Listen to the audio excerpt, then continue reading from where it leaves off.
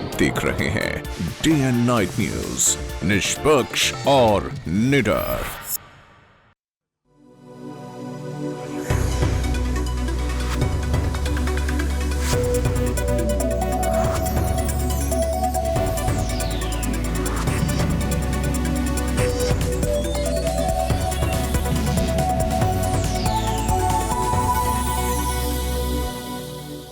Prime debate में आज चर्चा का विषय है हिमाचल प्रदेश में आज संपन्न हुए लोकसभा के चुनाव। हिमाचल प्रदेश में आज लोकसभा चुनाव के संपन्न हो जाने के बाद से 4 सीटों के लिए इस बार जो वोटिंग टर्नआउट निकल कर आया है वो है 65%।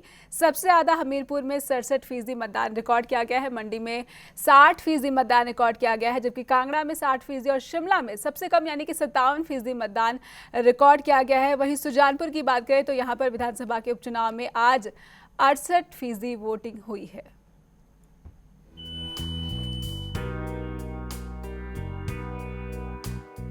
मतदान लोकतंत्र का सबसे बड़ा महापर्व। मतदान यानी लोकतंत्र की गंगा। लोकतंत्र अगर शरीर है तो मतदान उसकी आत्मा। मतदान के बिना लोकतंत्र अधूरा है, बेजान है। यही वजह है कि जनता से लेकर नेता हर किसी को बेसब्री से इसका इंतजार रहता है। जनता को इसलिए क्योंकि उसके पास यही तो एक दिन होता है जब वो अपना फैसला सुनाती है। बाकी के 4 साल 364 दिन तो वो फैसले की पालना करने के लिए मजबूर रहती है। खैर, हम बात कर रहे थे मतदान की। लोकतंत्र के 16वें महापर्व में सबने जमकर हिस्सा लिया। देश के दूसरे राज्यों की तरह देवभूमि हिमाचल में भी लोगों ने लोकतंत्र की गंगा में जमकर डुबकी लगाई। सबने अपनी अपनी पसंद के उम्मीदवारों के चुनाव चिन्ह पर बटन दबाकर उनकी तकदीर ईवीएम में कैद कर दी। नेताओं ने भी आखिरकार राहत की सांस ली। 1 महीने से भी अधिक की चुनावी भागदौड़ के बाद आखिरकार उन्हें थकान मिटाने का मौका जो मिला। इस दौरान उन्होंने जमकर प्रचार किया। अपनी जीत के लिए उन्होंने दिन रात एक कर दिया। चिलचिलाती धूप भी उनके हौसले को डिगा नहीं सकी, लिहाजा नतीजा आने तक वो जमकर आराम करेंगे और नतीजों पर आधिकारिक रूप से मुहर लगने का इंतजार करेंगे। वैसे देश के दूसरे राज्यों की तरह हिमाचल में भी इस बार का चुनाव ऐतिहासिक रहा, केवल इसीलिए नहीं कि यहाँ बम्पर वोटिंग देखने को मिली। इस बार का चुनाव अपने प्रचार के तरीकों के लिए भी सुर्खियों में रहा। कांग्रेस और भाजपा के दिग्गजों ने यहाँ अपनी पूरी ताकत झोंक दी। मोदी आए, राहुल आए, सोनिया आई, राजनाथ भी पहुंचे। सबने अपनी उपलब्धियां बताई, विरोधियों की कमियां गिनाई, जीतने की सूरत में और अच्छा काम करने के वादे किए। इस बार का प्रचार इसलिए भी याद किया जाएगा कि प्रचार का स्तर पहले की तुलना में गिर गया। प्रत्याशियों ने एक दूसरे पर जमकर निजी हमले किए। राज्य की सियासत के 2 दिग्गजों ने तो इसमें कोई कोर कसर नहीं रखी। एक दूसरे पर जमकर निशाना साधा, अपने तरकश से शब्दों के तीर छोड़े, मैदान से आरोपों की तलवार निकाली, एक दूसरे को लहलुहान करने में जरा भी पीछे नहीं रहे। ऐसे मौके भी आए जब आरोप लगाने की होड़ में नैतिकता की मर्यादा भी पार कर डाली। बात यहीं तक नहीं रुकी। जब बड़े आपस में उलझे हुए हों तो छोटे भला कैसे पीछे रह सकते थे। लिहाजा दोनों दिग्गजों की अगली पीढ़ी ने भी मोर्चा संभाल लिया और जुबानी जंग को दे दी नई धार। इसे पिता के प्रति प्यार कहें या सियासत का गिरता स्तर, दोनों ने बिल्कुल उसी अंदाज में विरोधी खेमे पर निशाना साधा जैसा उनके बड़े कर रहे थे। अब किसका तीर निशाने पर लगा, किसकी बात जनता को भली लगी, किसके वादों पर उसने एतबार किया, इसका पता तो 16 मई को ही चल सकेगा। लेकिन हिमाचल में वोटों की इस बारिश के लिए जनता की जितनी तारीफ की जाए वो कम है। रिकॉर्ड मतदान से मतदाताओं ने ये साबित कर दिया है कि नेता भले ही अपने वादों पर खरा नहीं उतरे, लेकिन जनता अपने फर्ज के प्रति बहुत जागरूक है। डे नाइट न्यूज के लिए रितेश झा की रिपोर्ट। तो आज हिमाचल में 4 लोकसभा सीटों के लिए मतदान संपन्न हो गए और आज के मतदान क्या कह रहे हैं, इस पर चर्चा के लिए हमारे साथ हमारे मेहमान स्टूडियो में मौजूद है। हमारे सहयोगी रूपक शर्मा भी आज चर्चा में शामिल रहेंगे और आज के मेहमानों का मैं सबसे पहले परिचय करवा दूं। हमारे साथ है प्रोफेसर मोहम्मद खालिद साहब जो राजनीतिक विशेषज्ञ हैं। हमारे साथ हैं सनवारिया जी जो कि भाजपा के प्रवक्ता हैं और इस चर्चा को हम आगे बढ़ाएंगे। लेकिन दर्शकों को ये भी जानकारी दे दें कि हमारे साथ आज चर्चा में न्यूज़ रूम से जुड़ेंगे हमारे संवाददाता मुनीश नागर, साथ ही शिमला से हमारे संवाददाता मोहित प्रेम शर्मा भी इस आधे 1 घंटे के चर्चा में शामिल रहेंगे। लेकिन सबसे पहले रूपक हम शुरू करेंगे मोहम्मद खालिद जी से कि आज के चुनाव में आप सुबह भी हमारे साथ रहे थे जब हम कवरेज कर रहे थे हिमाचल की 4 लोकसभा सीटों की।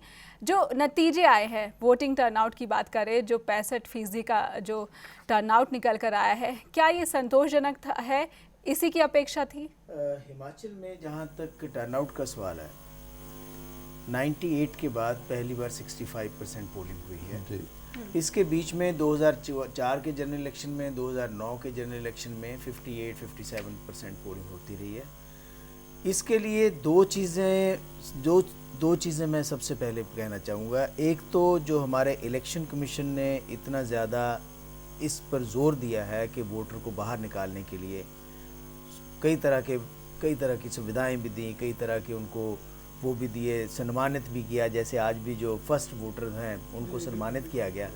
तो और दूसरी चीज़ जो है वो लोगों के अंदर उत्साह इसलिए भी, एक तो ये इलेक्शन जो है ये टोटल कनेक्टिविटी का इलेक्शन है, मैंने पहले भी कहा है, जिसमें टेक्नोलॉजी का इस्तेमाल पहली बार इतने लंबे चौड़े स्तर पर हुआ है। चाहे वो ट्विटर है, चाहे वो इंटरनेट है, चाहे वो SMS है, चाहे ईमेल्स हैं, जो कुछ भी है। तो जनता की सॉवरेंटी जो होती है डेमोक्रेसी के अंदर, वो सबसे इम्पोर्टेंट होती है। रिजल्ट कोई भी आए, कोई भी पावर में आए, वो जनता का आदेश है। जनता का आदेश की पालना हर एक को करनी पड़ेगी, कोई भी वो हो। लेकिन जनता ने जो 65% या 70% या 75% तक पोलिंग पूरे इंडिया में भी की है, यहाँ पर भी पोलिंग का ज़्यादा हुआ है। इसमें जनता ने अपनी सॉवरेंटी एस्टेब्लिश की है कि हम असल में सॉवरेन। प्रोफेसर साहब, एक सवाल इन सबके बीच में कि अक्सर कहा जाता है कि अगर 50% से ज़्यादा हो या 60% से ज़्यादा हो तो एंटी इनकम्बेंसी वाली चीज़ होती है उस पर्टिकुलर सीट के ऊपर। इस संदर्भ में क्या लेंगे आप? नहीं, ऐसा है कई जगह पर, जैसे पंजाब में भी 70% पोलिंग। जी बिल्कुल। अब वो पंजाब में 70% पोलिंग एंटी इनकम्बेंसी स्टेट के अगेंस्ट है या सेंटर के अगेंस्ट है, ये कहना मुश्किल है। लेकिन पंजाब वहाँ पर हिमाचल में सेंटर में भी कांग्रेस की सरकार है और स्टेट में भी कांग्रेस की सरकार है। वहाँ पर एंटी इनकम्बेंसी अगर हुई तो वो कांग्रेस के अगेंस्ट ही होगी, चाहे वो सेंटर हो चाहे स्टेट हो। लेकिन मैं एक बात इसमें कहूँगा कि जो बीजेपी के प्रत्याशी हैं वो ज़्यादा हिमाचल के अंदर वो ज़्यादा मोदी फैक्टर को लेकर के उत्साहित हैं और मोदी फैक्टर को लेकर खालिद साहब चर्चा बढ़ाएंगे, सनवारिया जी का भी पक्ष लेंगे। स्टूडियो में हमारे साथ एक और मेहमान जुड़ गई हैं, आशा जसवाल जी, उनसे आपका तारुफ करवा देते हैं। आशा जी, ब्रेक पर जाने से पहले हमने चर्चा शुरू की थी, आज हिमाचल में मतदान संपन्न हो गया और खालिद साहब उन मतदान जो फीसद है आज का, उस पर चर्चा हम कर रहे थे। खालिद साहब बता रहे थे कि कैसे जो आज का 65% मतदान है उसकी तस्वीर। मैं कह रहा था कि जब भी मतदान बहुत ज़्यादा होता है तो ऐसे ये होता है कि इट इज़ फॉर चेंज, बदलाव के लिए है। वैसे तो 16 तारीख को पता चलेगा कि बदलाव कितना हुआ कितना नहीं हुआ। मैं जो बात कह रहा था वो ये है कि मतदान में ज़्यादा पार्टिसिपेशन करके जनता ने 5 साल में जो कुछ उनके साथ हुआ या जो उन्होंने महसूस किया हमारे साथ, अच्छा हुआ या बुरा हुआ, उसका जो भी संदेश वो देना चाहते थे वो उन्होंने मशीनों में बंद कर दिया है। और जनता ने, क्योंकि डेमोक्रेसी के अंदर प्रभुसत्ता जनता की होती है, तो जनता ने अपना प्रभुत्व जो है वो स्थापित कर दिया है इस इलेक्शन में। खासतौर पर पूरे इंडिया के अंदर जिस तरह से 75% 70% पोलिंग हुई है अब जनरली, और यहाँ पर भी 7% पोलिंग ज़्यादा हुई है पिछले 2 इलेक्शन से हिमाचल में। ये एक अच्छा संकेत है। इससे डेमोक्रेसी मजबूत होती है, लोगों की पार्टिसिपेशन मजबूत होती है और जो पॉलिटिकल लीडर्स हैं वो सोएंगे नहीं, उनको पता है कि 5 साल बाद फिर इन्हीं सब लोगों को सामने हमने फेस करना है। लेकिन डॉक्टर साहब, एक चीज़ इसमें खास तौर पे मैं पूछना चाहूँगा, संकेत क्या माना जाए इसको? देखो 70%, 65% देखो संकेत, पक्ष में या विपक्ष में? संकेत यही माना जाता है कि it is a vote for change. लेकिन पर्टिकुलर सीट पर, लेकिन वो अगर हम हिमाचल की बात करें, अगर हिमाचल की बात करें, हिमाचल में हमेशा होता यह है कि जिस पार्टी की स्टेट के अंदर सरकार है वो ही ज्यादा सीटें लेती है। अगर उसके तरीके से जाया जाए तो कांग्रेस की वहां पर सरकार है। पिछले बार 3 सीटें जो थी बीजेपी के पास थी और 1 कांग्रेस के पास थी, वहां पर बीजेपी की सरकार थी। उसने पिछली बार कांग्रेस की सरकार थी तो 3 सीटें कांग्रेस के पास थी, 1 बीजेपी के पास थी। और कई फैक्टर्स हैं, आम आदमी का फैक्टर एक नया फैक्टर है, 80,000 से ज्यादा वोट जो है वो है। सर क्या कहना चाहेंगे आप, इन कमेंट आपका?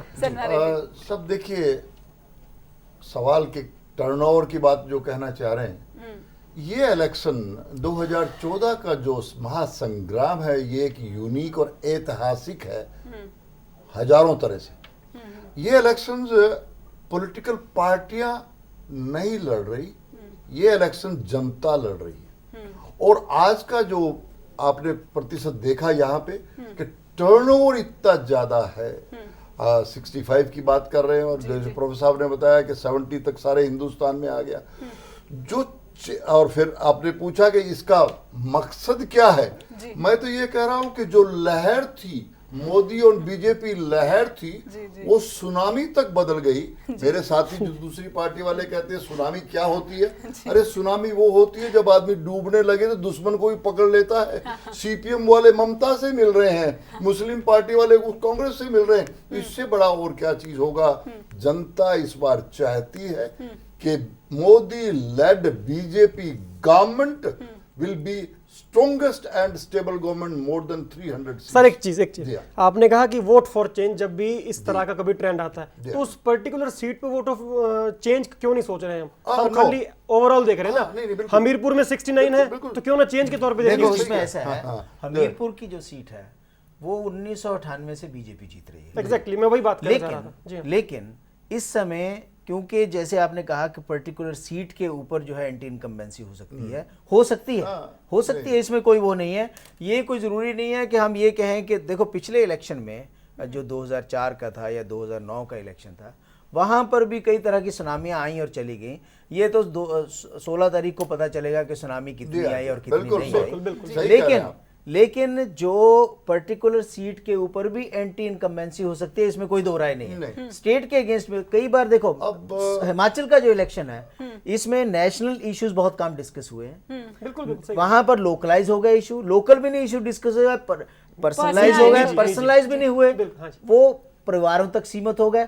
तो इस तरह से अब ऐसे लग रहा है कि हिमाचल के अंदर लड़ाई ही 2 परिवारों की है। तो एक धूमल परिवार है, उनका अपने कैंडिडेट खड़े हुए हैं। उधर आशा जी भी हमारे साथ है, उनसे जान लेते हैं वो हिमाचल की धरती से। आशा जी, बतौर हिमाचली होने के नाते आप क्या समझते हैं, किस तरह से लेती है, राजनीतिक भी है और हिमाचली भी है, कैसे लेंगे आज के? देखिए, मैं आपको ये कहना चाहूंगी कि ये चुनाव तो पूरे देश का एक परिवर्तन की लहर का था, लेकिन आपने पर्टिकुलर हिमाचल की बात पूछी है, तो मैं हिमाचल में महिला मोर्चा की प्रभारी भी हूँ हिमाचल की। तो मेरा जाना लगभग महीने बाद होता है। जैसे ही वहाँ गवर्नमेंट चेंज हुई, बीजेपी से कांग्रेस की गवर्नमेंट आई, 1 महीने बाद लोगों ने रोना शुरू कर दिया था वहाँ के लोगों ने कि हमारे से बहुत भारी गलती हो गई है। और वो गलती लोगों से नहीं हुई थी, ये झूठे वादे और कई प्रलोभन देकर जो कांग्रेस करती आई है शुरू से ही, तो उसकी वजह से ये चेंज आई थी। लेकिन अब लोगों ने उसी समय जब कांग्रेस की वीरभद्र सरकार बनी थी, उसी 1 महीने बाद ही लोगों ने ये मन बना लिया था कि अगली सरकार जब पार्लियामेंट के इलेक्शन आएंगे तो इनको ये सारा हम सिस्टम ठीक करेंगे। और इस बारी हिमाचल की 4 सीटें जो है भाजपा में आने वाली हैं, क्योंकि हिमाचल का लोग बहुत ईमानदार है, बहुत समझदार है और वो कभी भी भ्रष्टाचार को सहन नहीं करता। तो इस बारी जो कांग्रेस ने 5 सालों में रिकॉर्ड तोड़ दिए भ्रष्टाचार जितना किया है, और मेरी बहनें जो हिमाचल में है वो इतनी सुरक्षित होती थी, लेकिन इन दिनों वो भी सुरक्षित नहीं महसूस कर रही हैं। तो इसलिए पूरे मन बनाकर जो ये वोटिंग हुई है, अभी आपको ये आंकड़े और बढ़कर आएंगे, ये 5 बजे 6 बजे के जो गेट बंद होके अंदर भी लगता है नहीं, वो 6 बजे के बाद की आंकड़े हमने लिए हैं मैडम वैसे तो ये वोटिंग जो है लेडीज ने बढ़ चढ़ की है और बहनें ही इस इलेक्शन में मतदाता की परिवर्तन बात लाएंगी। कर रही हैं कि सुरक्षा को लेकर और सरकार के खिलाफ, जो यूपी की सरकार है उसके खिलाफ ये टर्नआउट आया है।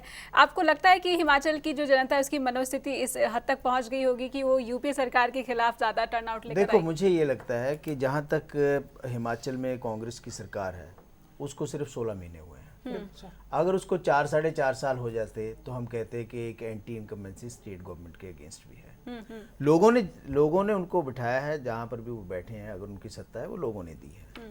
तो इसलिए ये कहना कि ये जो है एंटी इनकम्बेंसी स्टेट गवर्नमेंट के अगेंस्ट है, कई तरह की एंटी इनकम्बेंसीज काम कर रही हैं, कई तरह की वेव्स काम कर रही हैं, कई तरह के इश्यूज जो हैं वो आगे आ रहे हैं। ये हम किसी एक फैक्टर को नहीं कह सकते, सिर्फ यही नहीं है कि एक पर्टिकुलर व्यक्ति का फैक्टर है उसी से सारी स्वे हो जाएगा इलेक्शन, ऐसा नहीं है। लोग जब वोट डालने के लिए जाते हैं वो देखते हैं कि हमने वोट कहाँ हिमाचल डालने में हैं, 3 किस भाजपा चीज़ के को। सांसद थे, लेकिन क्यों मोदी की लहर के नाम का ही लोग जाप करे और उसी पर क्यों वोट मांग रहे थे? देखिए, मैंने कहा कि ये इलेक्शन बड़ा ऐतिहासिक और बड़ा यूनिक है। मेरे साथी ने भी माना। एंटी इनकम्बेंसी भी आप घूम फिर के आ जाते हैं। खालिद साहब कहते हैं कि शायद ये लोकल सीट के लिए भी हो सकता है, हमीरपुर के लिए भी मैंने सबसे पहले ये कहा कि इलेक्शन का एक स्तर होता है, म्यूनिसिपल कमेटी का इलेक्शन कहीं और मुद्दों पे लड़ा जाता है, एमएलए का इलेक्शन असेंबली का कहीं और मुद्दों पे। ये इलेक्शन तो मैं आपको और आपके माध्यम से सबको बताना चाहता हूँ, पार्लियामेंट का इलेक्शन है। यहाँ लोकल सीट से कोई ताल्लुक नहीं है। जनता जनार्दन जो आज उठ के आई, मैंने कहा कि इसमें पार्टियां नहीं लड़ रही, अब की बार जनता इलेक्शन लड़ रही है। 65, 67, 70 चंडीगढ़ में 74। समरारी साहब स्तर की बात कर रहे हैं, स्तर तो ये अगर लोकसभा का स्तर है, लोकसभा के चुनाव है, तो 3 सांसद तो भाजपा के ही थे, उनके खिलाफ भी हो सकता है ये मतदान। नहीं, फिर मैं कहना चाह रहा हूं सांसद की बात मत लीजिए। यहाँ गांव इंडिविजुअल, अभी शायद हमारे साथी कह रहे थे कि आप कह रहे थे कि आपकी बात करने लगे थे, आप किसी डिबेट में मैं था, आप शायद उतने % वोट ले सकता है, सीट तो वो एक भी नहीं ले पाएगा। आप जो कहना चाह रही है कि 3 सांसद तो भाजपा के थे, उनके अगेंस्ट ही आ गया। लेकिन सवाल ये है कि बीजेपी का it is at the central level. जनता अब इतनी समझदार हो गई है कि उसको इतना दुख और इतना तकलीफ सह चुके हैं कि वो एक चाहते हैं कि चेंज सेंटर में आए। और सेंटर में इस वक्त कोई भी, देखिए कांग्रेस तो हार मान ही चुकी है, ऑलरेडी मान चुकी है। वो कभी कहते हैं हम तीसरे दल से नहीं मिलेंगे, दूसरे दल से नहीं मिलेंगे, आप वाले तो बेचारे हालांकि 2 सीट ले जाएं तो बहुत कुछ है। तो हम तो ये कहना चाह रहे हैं कि जनता चाह रही है और चाह के उसने अब तो पहले तो हम सोच रहे हैं, अब सोचने का सवाल ही नहीं उठता। सर चर्चा करेंगे इस पे, विस्तार से चर्चा करेंगे। फोन लाइन पर हमसे जुड़ चुके हैं शिमला से हमारे संवाददाता मोहित प्रेम शर्मा। आइए उनसे जान लेते हैं कि दिन भर वो मतदान प्रक्रिया में शामिल रहे हैं। आइए देखते हैं कि वो क्या कह रहे हैं। जी मोहित, जानना चाहेंगे कि दिन भर हिमाचल में मतदान की प्रक्रिया पर आपने कवरेज की है, आपको कैसा लगा आज की जो मतदान प्रक्रिया वहां की रही हिमाचल प्रदेश की, वो किस तरह से देखते हैं आप? देखिए नेहा, आज जो प्रक्रिया रही मतदान की वो काफी ठीक रही हिमाचल प्रदेश की राजनीति की दृष्टिगत। और निश्चित रूप से जो है वो अभी मैं ये बताना चाहूंगा पहले कि 6 बजे तक, जब तक ये मतदान प्रक्रिया मोहित आपको बीच में रोकना चाहेंगे। हमारे साथ हिमाचल प्रदेश कांग्रेस के प्रवक्ता नरेश चौहान जुड़ चुके हैं। नरेश जी, हमारे साथ पैनल डिस्कशन में लोग मौजूद हैं यहाँ पर। वो कह रहे हैं जो आज का जो वोटिंग टर्न आउट है वो यूपीए और कांग्रेस के खिलाफ है, क्या कहेंगे आप? नहीं, इस तरह की बात नहीं है। ये ठीक है कि जो वो वोट बढ़ा है, ये पूरे देश में इस बार वोटिंग पैटर्न जो है इंक्रीज हुआ है, लोगों में जागृति है, मीडिया का भी रोल है और इलेक्शन कमीशन का भी है, सारी बातें, और वोटिंग परसेंटेज हर स्टेट में बढ़ा है। जहां तक हिमाचल प्रदेश की बात है, जो हमारी सरकार ने 1 साल के अंदर जो काम शुरू किए हैं, लोगों से जो वादे किए थे, तो मुझे लगता है कि उसको देख के भी लोगों का मत बढ़ा है हमारी सरकार के प्रति। जी। और काफी उम्मीद ये करते हैं कि चारों जगह कांग्रेस पार्टी को। जी नरेश जी, हमारे साथ भाजपा के नेता हैं, सनवारिया जी हैं, आशा जायसवाल जी हैं, वही की हैं हिमाचल प्रदेश से ही, और वो यही दावा करें कि हिमाचल प्रदेश में मोदी लहर है और इसी वजह से वहां पे मतदान फीसदी ज्यादा हुआ है। नहीं, मैं इस बात से सहमत नहीं हूँ कि मोदी जी की कोई लहर हिमाचल प्रदेश में देखने को हमको पूरे इलेक्शन में नहीं मिली। जी। जैसा कि अब इस बार इलेक्शन तकरीबन 2 महीने तक चलता रहा और मोदी जी हिमाचल प्रदेश के लिए नए नहीं है, पहले एज ए ऑब्जर्वर्स बीजेपी के ये हिमाचल में आ चुके हैं काफी समय। लेकिन ये जरूर है कि हिमाचल प्रदेश में जिस पार्टी की सरकार होती है सत्ता में, उस पार्टी की तरफ एज रहता है और हमें पूरी उम्मीद है कि इस बार भी ये जो वोटिंग परसेंटेज बढ़ा है, ये कांग्रेस की जो सरकार है हिमाचल प्रदेश में, उनके जो कार्य लोगों के प्रति शुरू किए हैं, उसको देख के मुझे लगता है कि ठीक रहेगा। वो लहर वाली बात से मैं सहमत नहीं हूं। नरेश जी एक चीज आप लोग अक्सर डिनाई करते आए हैं कि प्रदेश में मोदी की लहर नहीं है। ऐसी क्या चीज होती है जो साबित करती है कि लहर है? ये जानना चाहते हैं हम। अक्सर आपके नेता सीएम साहब भी कहते आए हैं, तमाम थोड़ा सा विस्तृत में बताऊं कि बेसिकली ये लहर बहुत जगह अब देखने को मिल रहा है, हिंदुस्तान के दूसरे स्टेट्स में भी। केवल मात्र ज्यादा ये मीडिया के अंदर में ये जो थी ये लहर बनाई गई थी। वास्तविकता में जमीनी स्तर पर जहां पर 80% लोग गाँव में कृषि से और मजदूरी वाले क्षेत्र वाले लोग हैं, उनको लहर से कोई मतलब नहीं है। नरेश जी आंकड़े बदल चुके हैं, अब शहर में ज्यादा लोग हैं। नहीं, नरेश जी से मैं पूछना चाहूंगी। नरेश जी आपसे सवाल, आपके लिए सवाल है नरेश जी। ये भाजपा से हमारी आयशा जायसवाल सवाल करना चाहती हैं आपसे। नरेश जी, आप सुजानपुर में जब मोदी जी की रैली हुई थी, क्या आपने वहां देखा था कि हिमाचल के लोग जो कृषि करते हैं और बिल्कुल हैं, तो क्या वो उनको सुनने के लिए किस लिए इतने उभर के आ रहे थे? वहां एक इंच भी जगह नहीं बची थी, बसों में भी लोग बैठे हुए थे, पेड़ों पे भी थे। तो क्या इसको आप लहर कहेंगे या क्या कहेंगे? नहीं, बिल्कुल नहीं। मैं आज अपनी बात पे बिल्कुल अभी भी यह जो हमारी बात है कि जहां पर आपने सुजानपुर रैली की बात की, कि जो क्लेम उस वक्त भारतीय जनता पार्टी के हिमाचल प्रदेश के नेतृत्व ने किया था कि वहाँ इतनी संख्या में लोग 2 लाख लोग उपस्थित होंगे, और वास्तविकता ये थी कि जो वहाँ भीड़ जुटा सके थे वो 40-45 हजार लोगों के। नरेश जी, आपने इसका मतलब वहाँ गए नहीं आप? आरोप ये लगा था कि दूसरे राज्यों से लोग बुलाए गए हैं रैली। हिमाचल में कहीं किसी राज्य से लोग नहीं आए। नरेश जी, आप आंकड़ों पे आइए और अब सच्चाई पे आइए। आप मानिए, सारा देश मान चुका है मोदी लहर को। नरेश जी, ये आप मान चुके हैं कि हिमाचल में कांग्रेस सरकार को लोग रिजेक्ट कर चुके हैं, लेकिन जी एक बात कह रहे हैं कि ये लहर है, ये मीडिया में है। मतलब अगर मीडिया किसी की खबर दिखाए तो पक्ष में दिखाए तो गुनाहगार, ना दिखाए तो गुनाहगार। आज अमेठी में जो हुआ सारे देश ने देखा है। सब आदमी को इतना तजर्बा है कि किस प्रकार का प्रचार मीडिया में चल रहा है और क्या किस प्रकार का खर्चा मोदी जी कर रहे हैं प्रचार पे।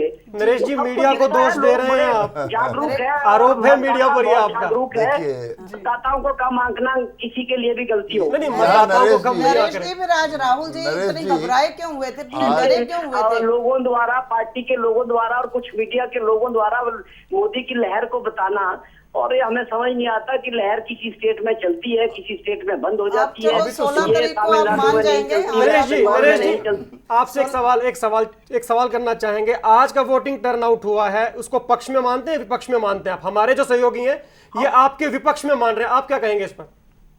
नहीं यार, तो सिंपल थ्योरी है कि हमारी सरकार के जो काम है, 1 साल अभी हमारे को सत्ता में हुए, 14 महीने, लोगों का उसके प्रति उत्साह है, क्योंकि भारतीय जनता पार्टी को दिसंबर 2012 में लोगों ने हिमाचल में नकारा है। प्रेम कुमार धूमल की सरकार जो एक भ्रष्ट सरकार के रूप में हिमाचल प्रदेश में थी, भ्रष्टाचार का एक भी आरोप दिखा दीजिए। लोगों का हमारी सरकार के प्रति बिल्कुल मोह बना हुआ है और हमारी सरकार के प्रति ये लोगों का। नरेश जी, आप हमारे साथ बने रहिए। नरेश जी, खालिद साहब आप बोले थोड़ा। मैं इसमें ऐड करूंगा कुछ चीजें। पहली चीज तो ये है कि जो आप वेव की बात कर रहे हैं, पंजाब में कोई वेव नहीं थी फॉर एग्जांपल। इसी तरह से जो हिमाचल में है, मैंने पहले भी कहा है, जो दिसंबर में जो पिछला इलेक्शन हुआ था 2000, वहां पर भी मोदी जी ने प्रचार किया था। तब वो हार गए थे, तब हार गई थी भाजपा। तो इसलिए मैं ये कह रहा हूँ कि बड़े फैक्टर्स हैं वहां पे। बिल्कुल हिमाचल में बहुत फैक्टर्स हैं, लोकल भी हैं, पर्सनल फैक्टर्स भी हैं। फॉर एग्जांपल सड़कों का कितना बड़ा फैक्टर है, सड़कें नहीं हैं। ये फैक्टर है कि लोग जो विस्थापित हुए हैं, कई डैम्स के आउस्ट्रीज हैं, उनको अभी तक मुआवजा नहीं मिला या उनको स्थापित नहीं किया गया। इसी तरह से और बड़े फैक्टर्स हैं जो लोकल हैं, जो इंपॉर्टेंट रोल प्ले करेंगे इलेक्शन में। प्रोफेसर हम साहब, ये नहीं कह सकते ये डैम के जो विस्थापित वाला मामला था, ये भाजपा के जमाने का भी है, कांग्रेस के जमाने का भी है। दोनों वादे करते हैं, दोनों जनता से कहते हैं। देखो मैं वही कह रहा हूं ना, अब जनता फैसला करेगी कि किसका हमने कहां वोट दिया है या कहां दिया, वो तो हो चुका है। और ये तो 16 तारीख को पता चलेगा कि एक्चुअल जनता ने क्या फैसला दिया है। लेकिन ये कहना कि मतलब प्री कंक्लूजन कर लेना, वो मुझे लगता है कि वो ठीक नहीं है। इसलिए ठीक नहीं है क्योंकि पिछले कई इलेक्शनों में हमने देखा है, शाइनिंग इंडिया कैंपेन भी देखा है फॉर एग्जांपल, हाँ जी, वहां पर भी कुछ नहीं हो पाया था। हो भी सकता है, ये डिपेंड करता है, 16 तारीख को फैसला होगा, पहले कुछ नहीं। बिल्कुल बिल्कुल, खालिद साहब कहते सही हैं कि 16 तारीख को ही पता चलेगा सीट कितनी मिलेंगी। बट मैं इनसे ये कह देना चाहता हूं कि अभी मेरे साथी नरेश जी कहने लगे कि मेरी 1 साल से गवर्नमेंट बनी और जनता बड़ी खुश हो गई है और वोट डालने के लिए आ गई। अरे आपकी वो सरकार जो 10 साल से यूपीए 1 और यूपीए 2 में नभ से लेके जल से स्थल तक सब कुछ लूट के खा गई। नरेश जी, आप तो एक प्रवक्ता के नाते कह रहे हैं, दिवास्पन में देख रहे हैं कि मेरी सीट आ जाएंगी।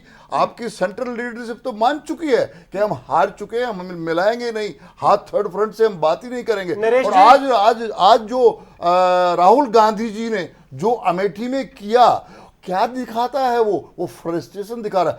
आज तक कभी भी वो राहुल गांधी अमेठी में गए, आज क्या हुआ वहां पे? नरेश जी, अगर आप भारतीय जनता पार्टी के लोग इस तरह का प्रचार करने में बहुत माहिर हैं और हमें समझ नहीं आता कि हिमाचल प्रदेश में हमारे पास नेतृत्व की कमी नहीं है। कांग्रेस में वीरभद्र सिंह जी 6ठी बार हिमाचल प्रदेश के मुख्यमंत्री बने और हिमाचल के कोने कोने में लोगों पे उनकी पकड़ है। मुझे समझ नहीं आता कि हिमाचल प्रदेश के लोगों के लिए मोदी जी ने क्या किया है। वो गुजरात के मुख्यमंत्री हो सकते हैं, गुजरात में उनकी वेव हो सकती है और हिमाचल प्रदेश में उनकी वेव होने का मुझे कोई। नरेश जी, इलेक्शन असेंबली का नहीं है। नरेश जी, इलेक्शन असेंबली का नहीं है, इलेक्शन जो है पार्लियामेंट दिल्ली का है, दिल्ली का है। मोदी जी का कोई भी रिकॉर्ड नहीं है, जो भी रिकॉर्ड है उनके नेगेटिव है। देश के अंदर केवल मीडिया द्वारा और बीजेपी के लोगों द्वारा एक मीडिया तो बिल्कुल ही सही कह रहे हैं। मोदी जी ने नेशनल लेवल पे कोई रिकॉर्ड नहीं बनाए हैं। आज राहुल गांधी जी का 10,000 करोड़ रुपया है जो मीडिया के ऊपर खर्च किया गया है, पब्लिसिटी में खर्च किया गया है। जी, आप अभी तक तो प्रूव कर नहीं पाए। हमने तो कहा था प्रूव करिए, कहाँ से पैसा आया, प्रूव कर दीजिए। सरकार आपकी है, सरकार आपकी है, क्योंकि वे पूरे हिंदुस्तान में चले। तो धूमल सरकार नरेश जी, ऐसा नहीं है कि कांग्रेस ने प्रचार में पैसा खर्च नहीं किया है। नरेश जी, बता दिए, वीरभद्र सिंह को इतने अवार्ड मिले, वो इतनी देर मुख्यमंत्री रहे, एक अवार्ड वही हो रहा है जहां पर इलेक्शन में हुआ आपकी है। सरकार ने यानी इश्यूज खत्म हो गए जी, इश्यूज इलेक्शन में भी इश्यूज खत्म हो गए और पर्सनलाइज हो गया सारा। नरेश जी, ऐसा नहीं है कि कांग्रेस ने मीडिया पर पैसा खर्च नहीं किया। बताना चाहता हूँ कि जिस प्रकार इनका शाइनिंग इंडिया फेल हुआ था, हिमाचल विधानसभा में ये तो फील गुड कर रहे थे और कहते रिपीट कर रहे हैं, वो सारी चीजें इनकी पास में फेल हुई है। इनको गलत फहमी में रहने की आदत है, उसको कोई फर्क नहीं पड़ता। लेकिन वास्तविकता 16 तारीख को सबके सामने होगी कि हिमाचल प्रदेश के चुनाव में 9 दिन खुश फहमी में रहने दो नरेश जी को, कोई बात नहीं। इनको तो अगर ये 2 डिजिट से भी ऊपर क्रॉस कर जाए। सनवारिया जी, जैसे कि हिमाचल प्रदेश में भ्रष्टाचार का जो मामला है वो धूमल परिवार पर भी बहुत ज्यादा है, वो उस मामले को भी आप ये नहीं मानेंगे कि वो मुद्दा नहीं है? मैडम, मैं तो घूम फिर के बात वही कह रहा हूँ कि ये इलेक्शन असेंबली का नहीं है और जनता वो जनता नहीं रही कि जहां जाके सांसद तो भाजपा के थे ना, अनुराग ठाकुर। मैं मान रहा हूं ना, सांसद भाजपा के थे, बट एक इस वक्त जो एक सारी कंट्री में वीरभद्र जी के खिलाफ भी नहीं है, ऐसी बात नहीं। अब मैं वो कहना चाह रहा हूँ, जनता को सारे 120 करोड़ लोगों को अगर कोई आशा की किरण नजर आई है तो इस चाय बेचने वाले में नजर आई है। जो जल रहा है जनता जनार्दन के लिए, जिसने गरीबी को नजदीक से देखा है, उसने गरीबी को टूरिज्म की तरह नहीं अपनाया कि वो जाके देखे कि गरीब कैसे रोटी खाता है, जो प्लेटफॉर्म पे उसके दिल में आग लगी। तो मोदी जी ने जो घोषणा पत्र जारी किया, जी, उसमें जो महंगाई है उसमें उन्होंने कोई साफ विजन नहीं दिया कि महंगाई पर कैसे लागू। बिल्कुल नहीं, आप सही बिल्कुल आप सही कह रही हैं। आपने मोदी जी का कल का वो घोषणा पत्र का मैं नहीं सुना आपने, और एक बड़े मीडिया के हमारे बहुत सीनियर साथी ने कहा कि मोदी जी अब आप प्राइम मिनिस्टर तो बन ही गए हैं। हालांकि मोदी जी ने कहा कि मैं प्राइम मिनिस्टर नहीं बनाऊं, जनता बनाएगी। कहता गवर्नमेंट बीजेपी की आ जाएगी। गवर्नमेंट बीजेपी की नहीं, गवर्नमेंट जनता की होती है, गवर्नमेंट कांग्रेस की नहीं होती, बीजेपी की नहीं होती। उन्होंने कहा कि लगता है महंगाई पे कंट्रोल नहीं कर पाएंगे, बिकॉज ये जो हमारा भगवान वरुण भगवान जो है बारिश नहीं करेगा अब की बार, तो अनाज का भाव बढ़ जाएगा। उन्होंने कहा अरे भाइयों, इतनी नेगेटिविटी में तो मैं मानता हूं कांग्रेस ने 10 साल में इस कंट्री को नेगेटिव सोचने पे बेचारा जनता ने सोचना शुरू कर दिया। तो उसने कहा अब तो अच्छे दिन आने वाले हैं। भगवान वरुण भी हमारे पे, गुजरात में भी ऐसा हुआ था जब वो चीफ मिनिस्टर लेकिन अर्थशास्त्री मोदी जी नहीं है चर्चा कर। हिमाचल में आज मतदान संपन्न हो गया है, लोकसभा के मतदान। मोहित प्रेम शर्मा शिमला से हमारे संवाददाता फोन लाइन पर जुड़े हैं, उनसे जान लेते हैं कि आज की मतदान प्रक्रिया को वो किस तरह से आंकते हैं। जी मोहित, आपसे बात अधूरी रह गई थी, आप बता रहे थे किस तरह से जो मतदान प्रक्रिया संपन्न हुआ वो क्या इशारा कर रहा है। बिल्कुल नेहा, देखिए आज जो मतदान प्रक्रिया है उसमें अभी तक जो मैं कह रहा था कि 6 बजे तक का जो एक डाटा आया था उसमें 65% मतदान हो चुका था। लेकिन अभी कुछ और जगहों से जो चुनाव आयोग है वो डाटा आना बाकी है, तो उम्मीद है कि जो प्रतिशत है वो थोड़ा ऊपर और बढ़ सकता है। यानी कुल मिलाकर अगर देखा जाए तो काफी बेहतर, काफी अच्छा मतदान जो है इस बार हुआ है। पिछले मतदान की तुलना में 2009 में हुआ था 58 जो मतदान हुआ था, और उसके बाद जो है ये मतदान जो है वो कह सकते हैं वो बेहतर है पहले। मोहित, संक्षेप में जानना चाहेंगे आपसे, 65% मतदान, क्या मैसेज? जी देखिए, काफी कह सकते हैं कि अच्छा मतदान हुआ है, जागरूक कहीं ना कहीं मतदाता हुए हैं। जिस तरह से मैंने कहा, रूपक की पहले जो पिछला मतदान था उससे बेहतर अच्छा मतदान हुआ है, और उम्मीद है कि जो प्रतिशत है वो थोड़ा और बढ़ सकता है। कुल मिलाकर इंतजार हमें भी है, चुनाव आयोग जब पूरा डाटा दे देगा उसके बाद साफ हो जाएगा कि कितना प्रतिशत मतदान जो है इस बार हुआ है। रूपक जी बहुत बहुत शुक्रिया पूरी जानकारी के लिए। मोहित प्रेम शर्मा हमारे शिमला से संवाददाता जानकारी दे रहे थे।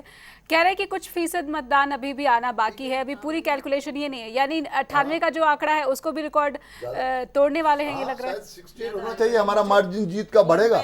जितना ही मार्जिन आ रहे थे कि अभी भी लोग लाइनों पे लगे यहाँ आने से पहले। एक चीज जान लेते हैं, हमारे संवाददाता न्यूज रूम से मौजूद है हमारे साथ मुनीश नागर। मुनीश, आपने पूरा कैंपेन देखा, पूरा आप हिमाचल में भी रहे, क्या खास लगा आपको चुनावी कैंपेन में?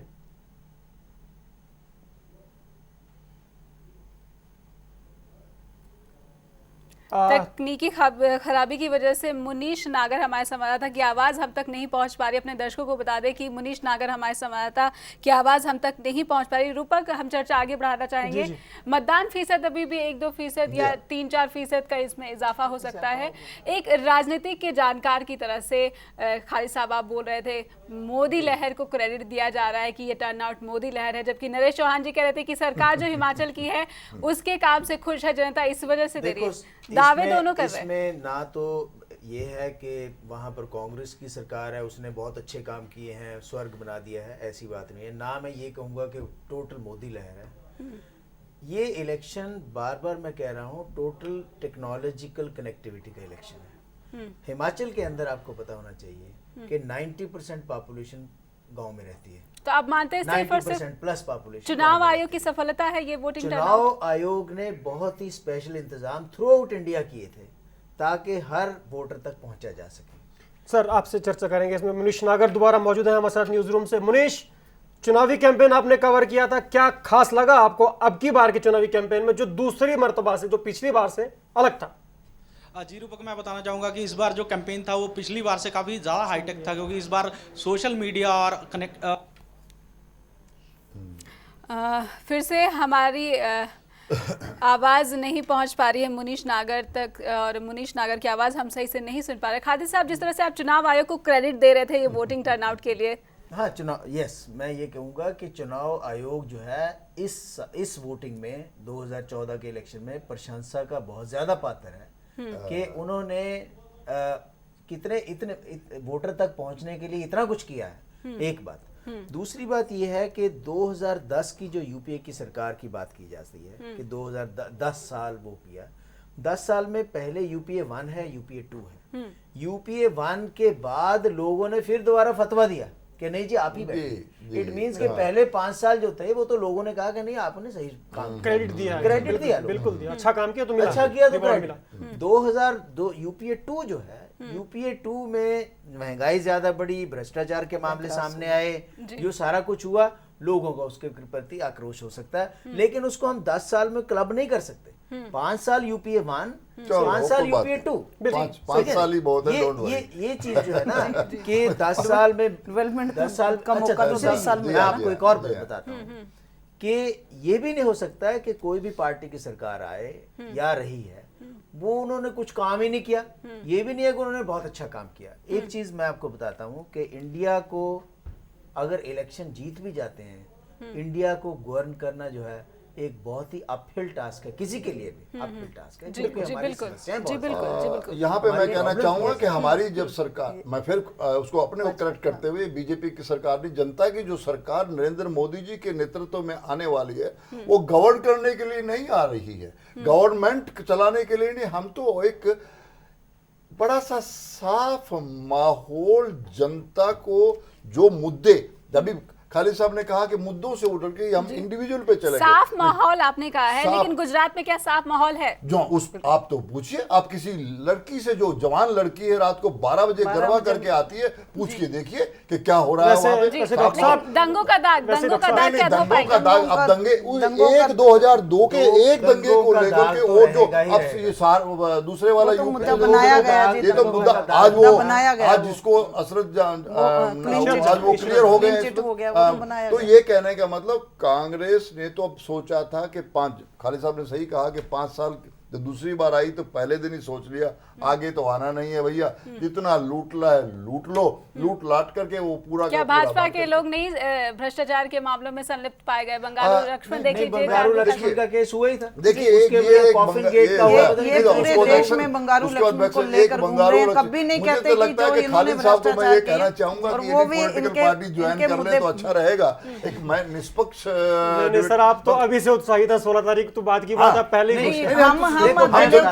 पूरा देश उत्साहित है क्योंकि ये इलेक्शन जो है ये देश जनता का इलेक्शन है। जैसे मैडम ने कहा था शुरू में, आशा जी ने कहा था कि हिमाचल में महिला सुरक्षित नहीं, हिमाचल में आज तक कोई ऐसा मसला सामने नहीं है। आपकी जानकारी के लिए बता दूं कि जहां पर महिला असुरक्षित हिमाचल का कांग्रेस का एमएलए जी, आप पंचकुला कोर्ट चलिए मेरे साथ, वहां देखिए कि कितना झूठ वो हिमाचल का एमएलए कैसे लड़की। वैसे एक बात बता दें, आपके एमएलए जो बड़सर के विधायक है उनके ऊपर भी आरोप लगाया महिला ने, वो भी जमानत हाई कोर्ट से जमानत लेके घूम रहे हैं। मैं आपको बता दूं, आरोप कह रहे हैं, ये सबने देखा है। बलदेव शर्मा जी जो पकड़ में आ गया वो चोर नहीं, हिमाचल के मामला खुद भाजपा के तत्कालीन विधायक पर है, महिला ने दुष्कर्म का आरोप लगाया है। जी बलदेव शर्मा जी, हिमाचल आप कह रहे हैं कि हिमाचल आज से पहले जब धूमल सरकार थी, आप पता नहीं गए कि नहीं गए, मैं गांव की हूं। मैं हिमाचली हूं, ऐसे कोई दिक्कत नहीं। उर्मिल ठाकुर जी जो कि भाजपा की महिला नेता थी, उन्होंने कहा कि भाजपा में महिलाओं का सम्मान नहीं होता। निकलती डरती नहीं थी, अब डरने लगे, मन में भय हो गया। 1998 में वोटिंग कितनी थी सर? 65%। किसमें? हिमाचल प्रदेश में 98 में 65%। सरकार किसकी बन गई थी? जी सरकार किसकी बन गई थी? 98 में सरकार भी एनडीए। तो भाई जनता कह चुकी है, अरे 65 दे चुका हूं, सरकार बन चुकी है, आप डिबेट क्यों कर रहे हैं? देखिए प्रेसिडेंट टेल के मेरा 65 मैंने उस नहीं, तब मुद्दे कुछ और थे, तब मुद्दे कुछ और थे, उन मुद्दों पर वोटिंग हुई थी, आज मुद्दे कुछ और है। लेकिन करोलरी ऑफ द सिचुएशन है, जब जनता उठती है तो एक वो बहुत ही नेतृत्व वाली, अब जो है अब वो युवा देश में तब्दील हो गया भारत। ये तो 16 को पता चलेगा, तो मान रहे हैं, बिल्कुल 16 को ही पता चलेगा। जनता ने अपना मन परिवर्तन का बनाया हुआ है, अपना जो आदेश मोदी जी को प्रधानमंत्री जनता ने माना हुआ है, उन्होंने मशीनों में बंद कर दिया, थोड़ा सा काम रह गया, 16 तारीख को। प्रोफेसर साहब एक चीज, आप काफी समय से देख रहे हैं प्रदेश की राजनीति को, आज की वोटिंग के बाद किस पार्टी को कितनी सीटें देते हैं आप प्रदेश के? जी हिमाचल के अंदर हिमाचल के अंदर specifically, 4 सीटों में से हिमाचल किसको के कितने देंगे? अंदर मैं शिमला की सीट जी, और मंडी की सीट कांग्रेस को दे रहा हूँ। मतलब 2-2 का स्कोर कर रहे हैं आप। मैं मंडी और शिमला की सीट कांग्रेस को दे रहा हूँ। सर नहीं जी, मैं तो यहाँ कह रहा हूँ कि ये 50% दे रहे हैं, मैं तो 100% दे रहा हूँ। समय की कमी की वजह से रोकना पड़ेगा, बहुत बहुत शुक्रिया। आपकी भावना हम समझते हैं पूरी तरह से। धन्यवाद। समय की धन्यवाद कमी की वजह से रूपक हमें रोकना पड़ेगा। बहुत बहुत धन्यवाद, शुक्रिया आज की चर्चा के लिए। आज की चर्चा से उम्मीद करेंगे कि दर्शकों को कुछ इशारा या संकेत मिला होगा कि किस तरह से जो मतदान फीसद है उसके नतीजे आ सकते हैं। आज के मतदान संपन्न हो गए। इसी के साथ हिमाचल में नेताओं ने भी राहत की सांस ले ली है, लेकिन नेताओं के दिल में नतीजों का डर बना हुआ है। 16 मई को पता चलेगा कि इस बार जनता ने किसकी सुनी है और किसको नकार दिया है। इस चर्चा में बस इतना ही। नमस्कार। खबरों की दुनिया में आइए, हमारे साथ कहीं भी और कभी भी जुड़िए। हम मिलेंगे फेसबुक पर, हम दिखेंगे यूट्यूब पर, हमें फॉलो कीजिए ट्विटर पर। खबरों के साथ बने रहिए रात दिन।